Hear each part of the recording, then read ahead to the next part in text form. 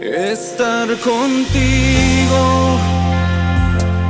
No hay otro lugar que me llene.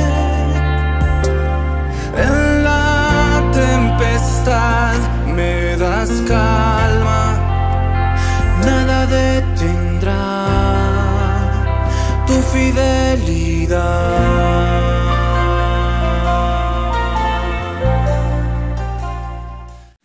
Muy buenos días, amados hermanos y hermanas en Cristo. Los saludo para compartir el devocional del día miércoles 17 de mayo, que corresponde al libro de Samuel, segunda de Samuel, capítulo 19, desde el verso 1 al 8.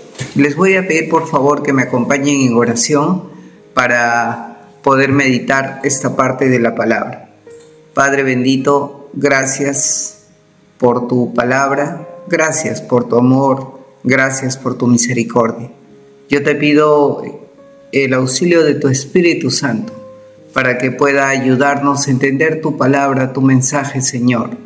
En el nombre de Jesús, amén. Bueno, continuamos meditando acerca de la vida de David y de una etapa muy triste, que es la etapa de padre con un hijo que se le reveló, que era Absalón. Amén. Vamos a leer en esta oportunidad en la versión Dios habla hoy. Y vamos a comenzar leyendo los primeros 3 versos. Bueno, el título es El lamento de David y la reprensión de Joab. ¿Ok? En los 3 primeros versos dicen así: Cuando la gente supo que el rey lloraba y lamentaba la muerte de su hijo Absalón, fueron a decírselo a Joab. Y aquel día la victoria se convirtió en motivo de tristeza. El ejército mismo procuró disimular su entrada en la ciudad y avanzaban los soldados avergonzados, como si hubieran huido del campo de batalla. ¿Qué había pasado? Como saben, Absalón, el hijo de David, se había rebelado. Como consecuencia de su rebeldía, organizó un ejército y se levantó en armas contra el reinado de su padre David. Pero también, como sabemos por capítulos anteriores, Absalón quedó atrapado entre las ramas, ¿no?, de los arbustos, y como consecuencia fue herido y posteriormente muerto. Amén. En este capítulo vemos acerca del dolor que tiene David por la muerte de su hijo Absalón. Y también vemos, ¿no?, cómo quedan sus fieles seguidores que lucharon contra este ejército rebelde que se rebeló contra el reinado de David. Por un lado vemos el dolor de un padre, el dolor de David. Amén. Entonces vemos que está en un duelo, pero es un duelo excesivo, ¿no?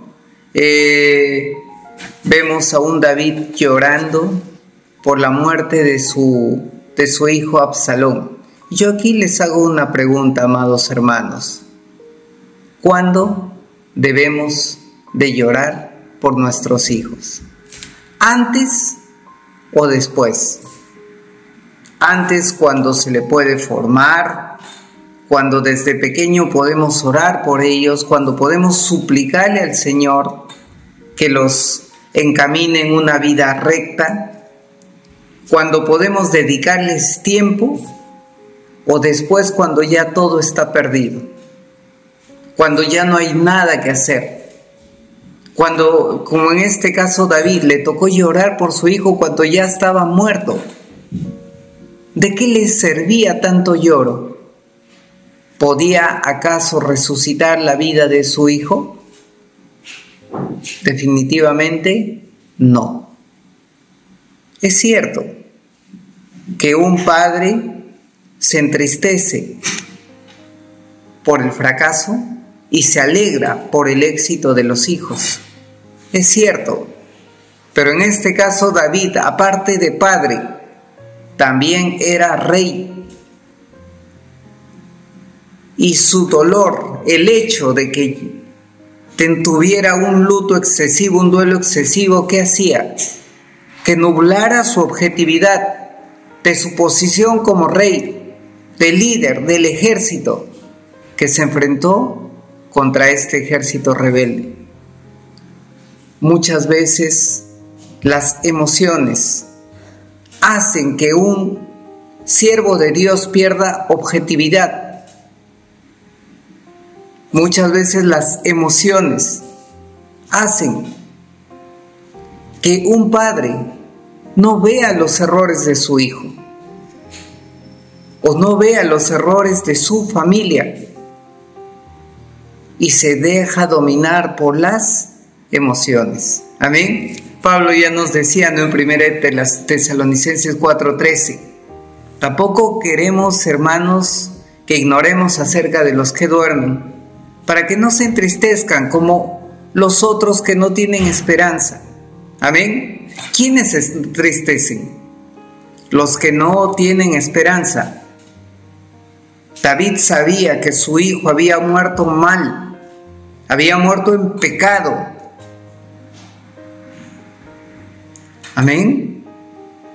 Por eso, amados hermanos, en vida debemos de esforzarnos, debemos de procurar de que nuestros hijos, nuestra familia, abracen el Evangelio de Cristo. Y si les toca partir en algún momento, que es la ley de la vida, porque todos tenemos que partir en algún momento, lo hagamos de manera correcta, sabiendo que nos espera nuestro Padre con los brazos abiertos. Amén. Sabiendo que vamos a tener la salvación, una vida en el reino de Dios. Amén. Entonces, ¿qué pasó? El ejército de David, que dice, procuró disimular su entrada en la ciudad. Avanzaban los soldados avergonzados, como si hubieran huido del campo de batalla.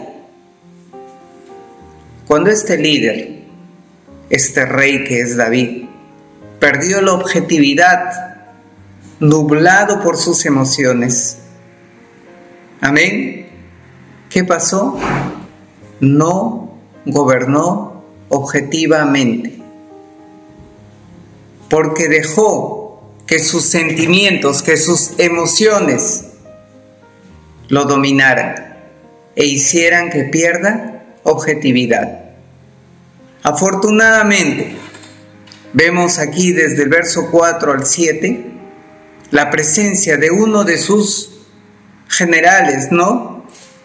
De Joab, que dice así la palabra: mientras tanto el rey, cubriéndose la cara, gritaba a voz en cuello: Absalón, hijo mío, Absalón, hijo mío. Joab fue entonces a palacio y le dijo al rey: Su Majestad ha puesto en vergüenza a sus servidores, que hoy han salvado la vida de su Majestad y de sus hijos, hijas, esposas y concubinas. Su Majestad ha demostrado hoy que nada le importan sus jefes y oficiales, pues ama a quienes lo odian y odia a los que le aman. Hoy me he dado cuenta que para su Majestad sería mejor que Absalón estuviera vivo, aunque todos nosotros hubiéramos muerto. Salga pues ahora su Majestad y aliente con sus palabras a sus seguidores, pues de lo contrario juro por el Señor que su Majestad, que esta noche no le quedará ni un solo partidario. Esto será para su Majestad el peor de todos los males que le han ocurrido, desde su juventud hasta el presente. ¿Qué hacía David? Gritaba: hijo mío, Absalón, hijo mío. ¿No? ¿Qué estaba pasando con David? Encerrado en su excesivo dolor, dominado por sus emociones, dejó que esas emociones dominaran su vida. Amén. El problema de David fue que él se olvidó de que tenía a cargo un reinado y que sobre sus emociones tenía una responsabilidad de gobernar. Amén. Amados hermanos, cuando recibimos el encargo de Dios, encima de nuestras emociones, encima de nuestra familia, ¿qué está? Está el encargo que hemos recibido directamente de Dios.